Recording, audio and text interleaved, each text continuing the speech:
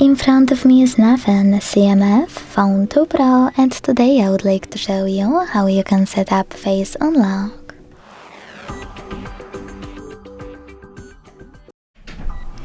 Begin by opening Settings and scrolling down to click on Security and Privacy. Then scroll again to hit Device Unlock and finally tap on Face Unlock here.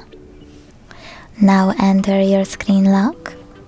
Hit Setup at the bottom right corner, keep your face in frame and follow all of the instructions from your screen.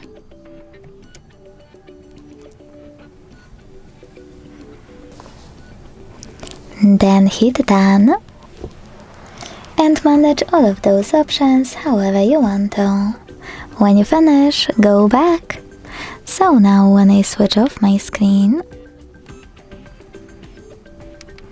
and turn it back on, I can see that Face Unlock is working properly. Thanks so much for watching. If you enjoyed this video, don't forget to leave a like, comment and subscribe. Bye!